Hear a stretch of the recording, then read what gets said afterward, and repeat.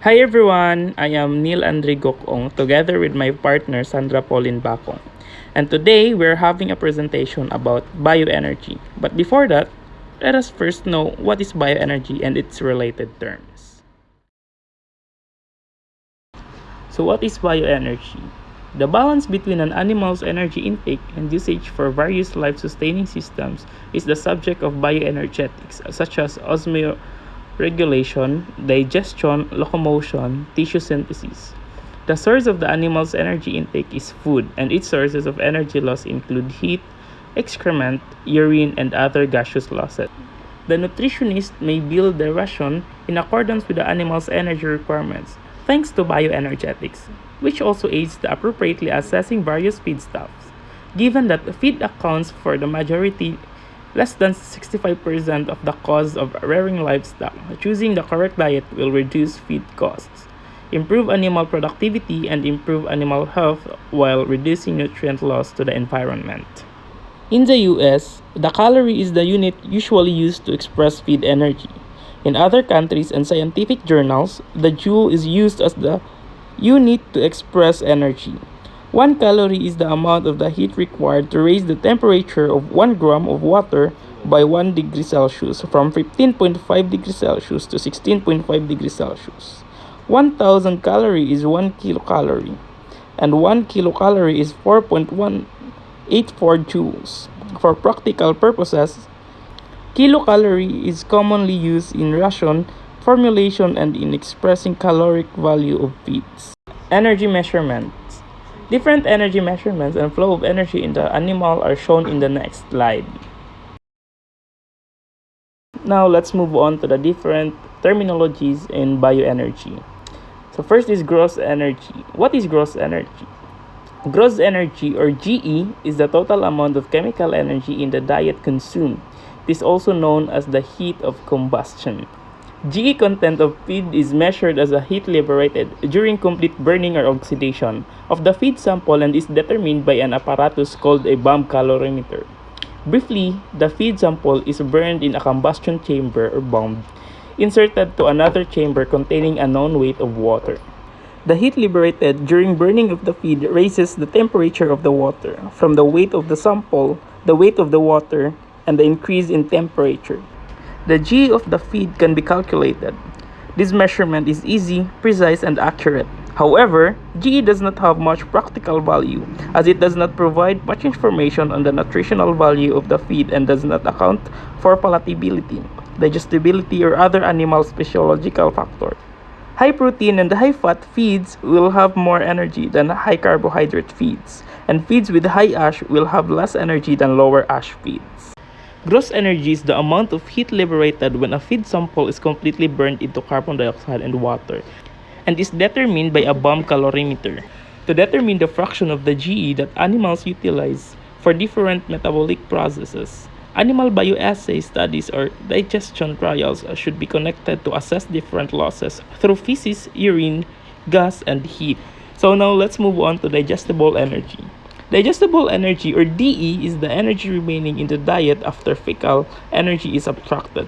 DE represents the indigestible components of the feed that will be excreted in the feces. However, they still contain energy that was not utilized by the animal. Fecal loss of energy is the major source of energy loss to the animal and depends on the nature of the feed.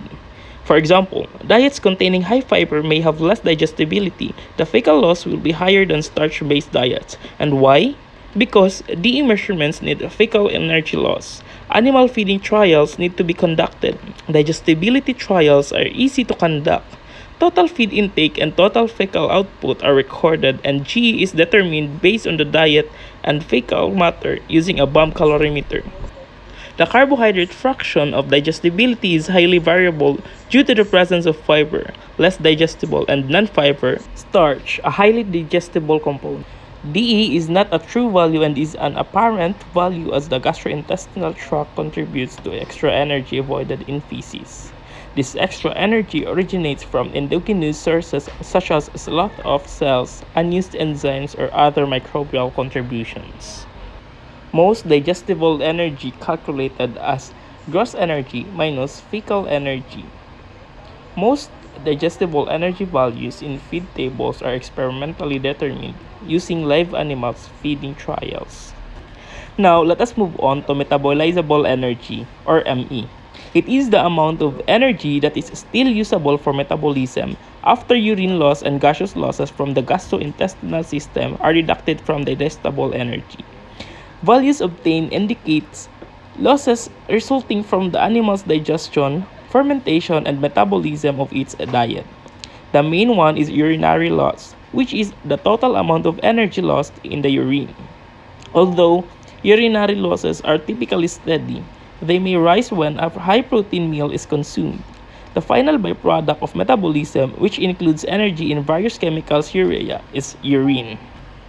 Gaseous products of digestion include combustible gases produced by the digestive tract during fermentation of food by microbes, methane, carbon monoxide, and hydrogen.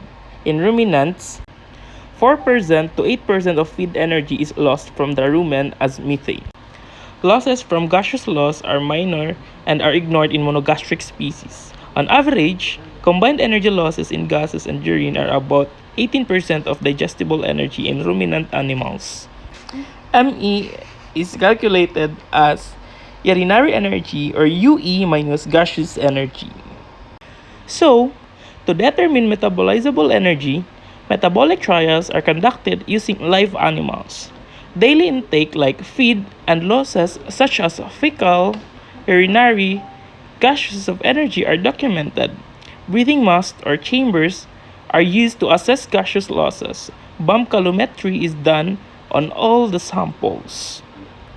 The amount of methane expelled is documented and is multiplied by its energy concentration, 13.2 megacalorie per kilogram.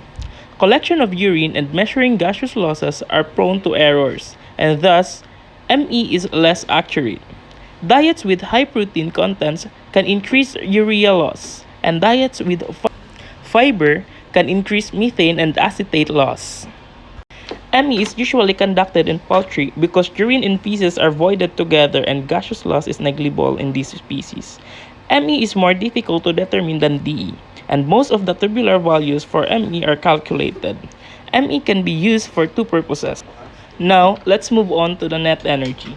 Net energy is ME minus the heat generated by the inefficiency of transforming energy from one form to another. Simply speaking, heat generated is heat lost during the energy transformation process and is called the heat increment or HI. So here's the formula for net energy. NE represents the fraction of the total energy consumed that is utilized for production purposes. The NE values in feed tables are derived from the total digestible nutrients or the TDN, DE body weights, and regression equations based on experiments depending on the species. HI or heat increment is a complex idea that is challenging to determine with accuracy. Live animals constantly produce heat, therefore HI relies on comparing animals who were fed to those who are fasting. Thus, heat increment refers to the total amount of heat generated during the process of chewing, digesting, and ingesting food and absorbing nutrients from the intestine. When an animal fasts, nutrients that are stored are utilized rather than those that are absorbed. So, heat increment represents the difference in the efficiency of using absorbed nutrients, like feed animals, versus stored nutrients of fasted animals. The type of feed, such as fiber versus starch, also can affect HI. The formula for getting heat increment is HI is equals to heat loss of the eating animals minus heat loss of the fasting animal. Now, we have the methods for measuring heat production and net energy. To determine the NE or the net energy, HI has to be measured first, and it is not an easy task. Measuring HI requires whole animal calorimeter, respiration chambers. This equipment is very expensive and is limited. Therefore, NE values are limited, especially for large animals. Total heat production measured by direct or indirect calorimetry is often employed in NE calculation. Alternatively, NE can be determined by measuring the energy retention of an animal using the comparative slaughter technique. First, we have the calorimetry. Animals lose heat to the environment through conduction, convection, radiation, or evaporation. The latter loss is through the skin, respiratory tract, or excreta. Heat loss is measured directly using direct calorimetry or indirect calorimetry. First, we will discuss the direct calorimetry. It is sensible heat loss is measured as a rise in temperature of the medium, example the water, circulating outside the walls of the chamber. Also, these structures are called whole room calorimeters. Also, direct calorimetry provides a measure of energy expended in the form of heat. Next, indirect calorimetry is based on the principle that metabolic heat production is the result of the oxidation of organic compound. Thus, heat production can be calculated from the amount of oxygen consumed and the amount of carbon dioxide produced. So, indirect calorimetry systems estimate respiratory gas exchange as a surrogate for substrate consumed and produced during metabolism. Take note, this is done by one of four methods: confinement, closed circuit, total collection, and open circuit approaches. Open or closed indirect calorimetry can be possible. The open type, which is the most typical, may use as a mass, hood, or animal chamber. Accurate measurements are made of air intake, carbon dioxide output, and methane emission. Controlling air intake and carbon dioxide emission is made much simpler by automated gas analysis and computer control. So these kinds of devices are frequently used. However, measurement errors can have an impact on the outcome. So let us remember that direct calorimetry measures heat production directly. Indirect calorimetry measures gas exchange as it is related to heat production from the oxidation of organic compounds. Now, comparative slaughter technique. First, the remaining are fed the same ration for a certain period of time and are then slaughtered, and body composition is determined. Second, energy retention is then determined as the difference between body energy content in the initial baseline animals versus those from the animals at the end of the trial. Information derived simulates live animals feeding trials under normal conditions but requires a large number of animals and is time-consuming, expensive, laborious, and destructive. Note that the comparative slaughter technique is a better estimate than calorimetry but needs a long time and is costly, and the animals can be used only once. Now, we have the feeding systems in direct formulation. Energy is the most important commodity of a diet, and all feeding systems seek to match the nutrient need of the animals. As explained, GE is of no value to the animal as it does not give any information on digestibility or palatability. In the US, among the different energy systems, DE is commonly used in swine and ME is commonly used in poultry. In ruminants, in addition to NE, total digestible nutrients or TDN analysis is also used. Total digestible nutrients. The formula for TDN is equal to digestible crude protein plus digestible crude fiber plus digestible nitrogen-free extract plus the quantity of digestible ether extract times 2.25.